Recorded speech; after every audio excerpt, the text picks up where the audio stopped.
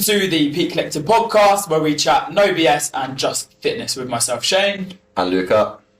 And welcome to the episode where we are going to debunk fitness myths. Everything on social media, everything you'll read, simplify it, and what is the correct strategy when coming into the fitness industry. Yeah, so, if you've watched our previous episodes, we've already touched on things like charlatans, people like that as well. And I think one of the main things we need to look at now is just general myths that have either been around for decades, which we'll get into, A long time. and then some that are just kind of popping up now or getting back to being popular again that I see a lot of people attempting or just doing themselves and then wondering why they're not getting any results. Yeah, why are they back yo-yoing? Why are they back jumping up and down and not staying consistent? Yeah, literally that. Do you want to set up the first one?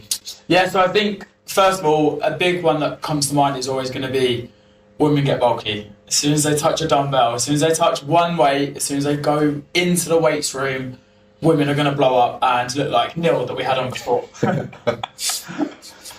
And yeah, I think this is a myth that's been going for a very long time. Probably one for the ages, I'd say. Yeah, I mean, if you go to like the 80s and the 90s, I think they used to think that girls had to lift only like 15 plus reps. They couldn't go any less than that because women shouldn't lift any more reps than that, or women shouldn't do particular exercises because it will make them bulky, etc., etc. It's literally a complete fallacy. Yeah, there's actually no truth behind it as well, especially with the rep range, as you said. That was just completely made up.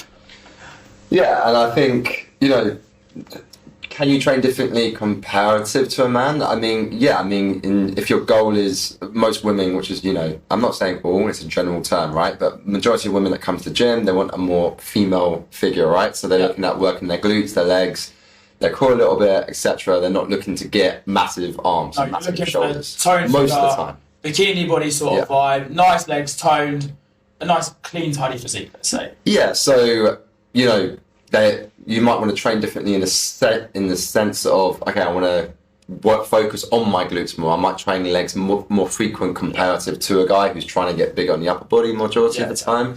That's it. There is literally no other. No, you're just training more frequently. It's a better importance to them, I feel like. No. Yeah. And I see so many programs where it's like a female program, or classes where it's dictated, oh no, you should do this because you're a female. And, we work with females, sometimes they train with us, you train the exact same way. Yeah, and so many people walk into a gym, especially females, let's say, and it's the class environment they're always attracted to. The LBT class, the legs, bundle and tums, because that's what, back in the day, maybe 20 years ago, let's say, when women just started getting into fitness, let's say, it was the legs, bumps, tums, which is where LBT stemmed from. Yeah. And nowadays, I think, it's not just the spinning classes and all of that, it can be, as you've just said, women train with us all the time. Like, the PTs we work with and stuff train with us all the time and normally put us to shame as well. Not just on strength in body weight ratio, so the weight we're pushing, but also endurance, reps, speed, the lot. Yeah, absolutely. And I think a lot of people that don't have just general knowledge around fitness, they don't understand how hard it is actually to gain a lot of muscle. I mean, most guys that come to the gym are trying to get bigger and we all struggle to get bigger. 100%. Right? Yeah. And that's us eating a ton of food, training volume really high, etc. As a woman, unless you are eating in a crazy surplus and probably taking steroids, you're not. I still don't think you get that close. The steroids will help, obviously, but I don't know how high you actually get. The sheer amount, especially as a young male like ourselves, you're talking the testosterone levels, just the natural state, the rest of the recovery you can do, how much harder you can push with weights just because of genetics. Yeah. It's not a woman's fault, but like you've been training for 12 years, I've been training for, let's say, about 12 years as well from when I started as a kid. I wouldn't say we're massive. No. Like, we're big guys, we train well, two very different aspects in how we train, but women always come to me and we'll have a consultation and they'll go, I don't want to go in the weights room because I don't want to get bulky. Sorry, I've been training for 12 years, I'm not exactly bulky. So I think you'll be okay with your sheer amount of testosterone and you're just starting, you're going to be absolutely fine. Yeah, that's a myth that completely has to go, and hopefully after this episode does. Yeah, get rid of that one. And kind of going into that is around calories. I think one of the biggest myths is you go on a calculator, how many calories shall I be on for my weight, height ratio, and how often I train? Just give you a random figure of, 1,600, 2,000, 3,000 calories. And I think too many people just take one size fits all when it comes to calories. I'm a woman that's 5'5", or I'm a male that's 6 foot. I should be eating this many calories.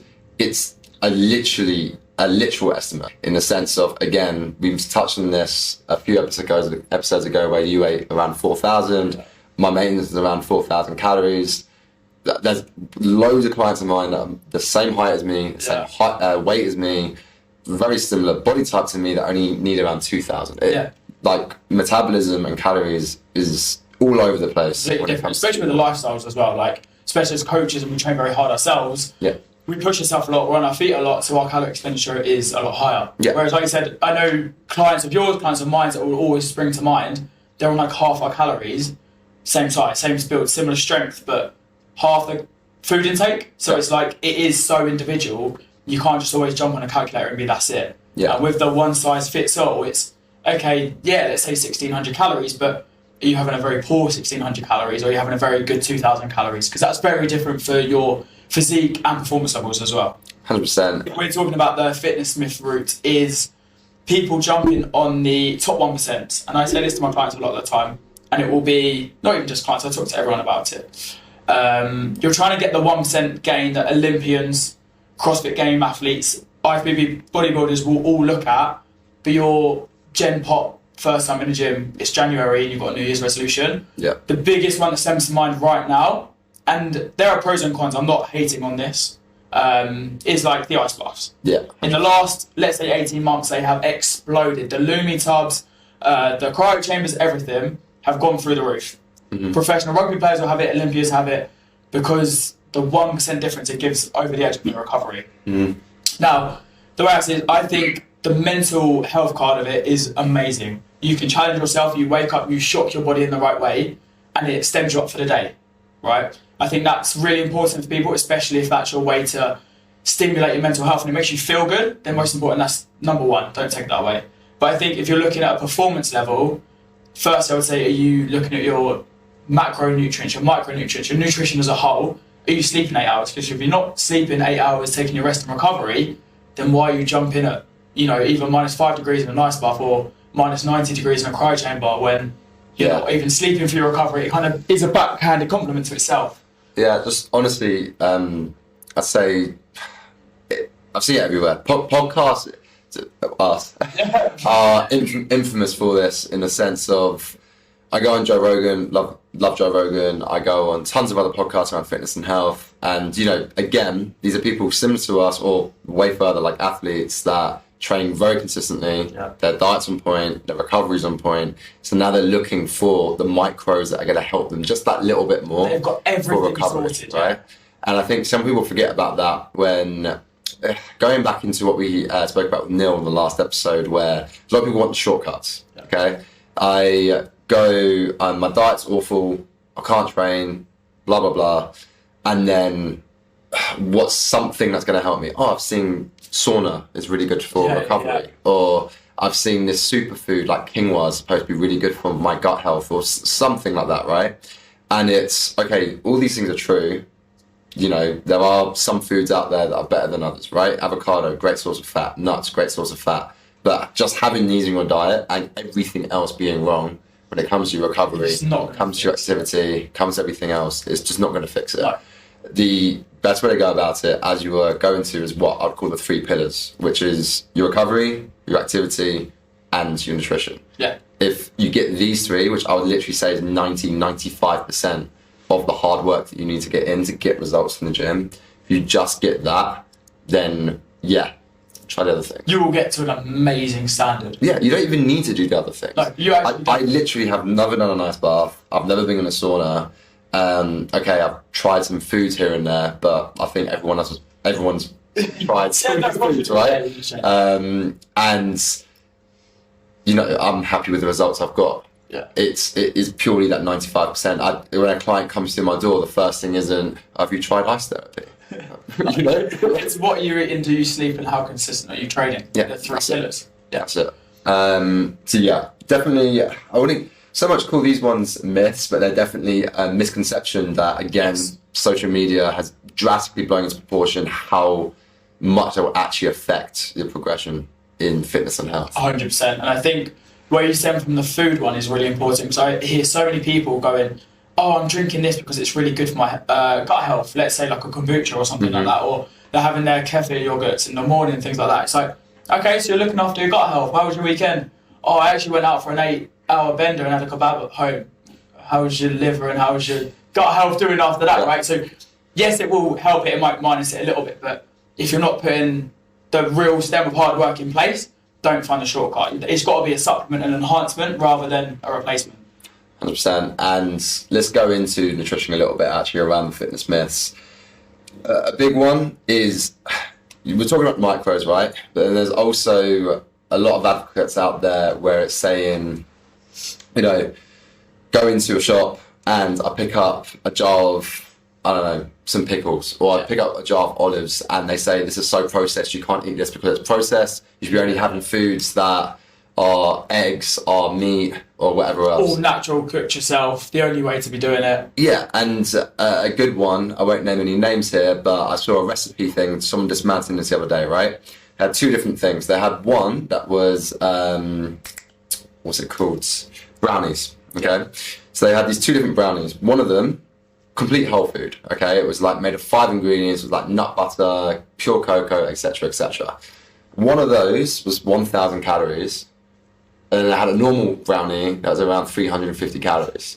Now, again, whole foods for health, things like that, 100% agree. They are the healthier option to go by. Definitely. But science, studies, read into it, have literally shown the most important when it comes to health is actually body composition. How much fat percentage, how much muscle percentage have you got in your body? You're holding on your skeleton, your frame. How likely are you to get heart disease, type 2 diabetes, things like this from the lack of muscle and the amount of body fat you have? What's the number one controlling factor of that is calories. It actually isn't the type of food, again, going into these superfoods, it's the calories. Yeah. Now, macronutrients are 100% important when we're looking at creating a body composition, protein, fats, etc. But when we actually look at, I've got a 500-pound obese person that needs to lose weight because they're at risk of multiple different illnesses. Will you be giving them the 1,000-calorie whole food, one slice of brownie? Yeah, or a 350 calorie one. Yeah. You know, at the end of the day, what's going to His life's on the line. What's going to save them the calories? Yeah. Or a jar of peanut butter versus a jar of something else, a chocolate bar. Again, peanut butter, much healthier. So much more. But 2 tablespoons of that is as many calories as a chocolate bar. Again, if I've got an obese person that needs to lose the weight fast, I'd rather focus on the calories. Calorie controlled food. And macros, obviously.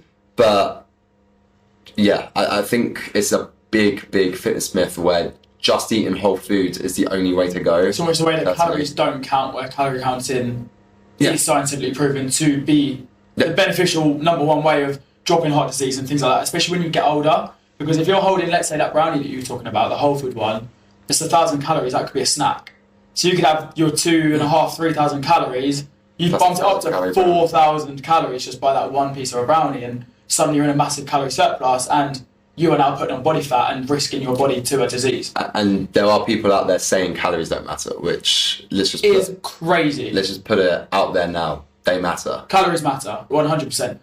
Like, it's the number one factor if you're going to lose body fat or gain body fat. Yeah. It's the number one factor. And it needs to die. Like, we need to eradicate that. Yeah. And I think if you ask anyone, every nutritionist, every PhD, every doctor, or even like a nutritionist like yourself, when you've got a course, right? You can work with athletes, you can work with general pop. You need to know around where your maintenance calorie is to either go up or down, to have that controlled variable as to what you want your next goal to be, your next step. If you went and asked an Olympic swimmer, or I keep saying it, an IFBB pro or a CrossFit Games athlete, if you ask them, oh, what are you eating? They could tell you, pinpoint how much protein they're on, how many calories are on, what their calorie expenditure is, because they need to know what they're eating to what they're working at. Mm-hmm. If they didn't, they wouldn't be the best in the world at what they do. Yeah, and I've seen, it's normally the keto guys, the carnivore guys, people like this, where they say, eat this way, you won't gain body fat. Yeah. And I used to work with someone years ago now, in one of my older careers, that was eating McDonald's every day, just taking out the bun. was eating hot dogs, just crap. Yeah, absolutely. Such processed food, such bad. Tons of processed food, but also really high calorie food. But I'm keto or I'm carnivore, so I'm gonna lose weight. And it's like, no, the calories still matter here. The biggest one with that is the keto, because I had a client once who was going to keto. Yeah, they were losing weight because they were barely eating anyway. But what did you have for lunch? Like clotted cream, double cream, cheese, spread across everything. Because the fat content's so high. One meal was like 1,300 calories because the cheese and cream put in it and the butter, and you're like, wow, that's like 90% of your calories. Yeah. It just in that. Yeah. But obviously it just eradicates because they don't care. They're only eating one source of food. Very easy place to be. A bottle of olive oil is thousands of calories.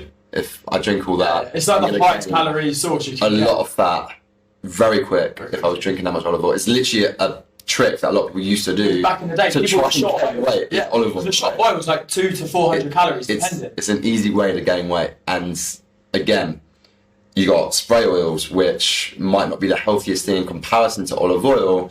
But again, let's say I've got a client who spreads olive oil all over their potatoes, or goes to ham on their olive oil, or I give them a spray bottle of oil and say, use this instead. It's 5 calories. What's going to make them lose weight? 100%, yes, and right. That's the last myth for me. I don't know if you got any more. Yeah, no, wrap up with that one. Cool. Let's call it there. Okay, yeah. Thanks.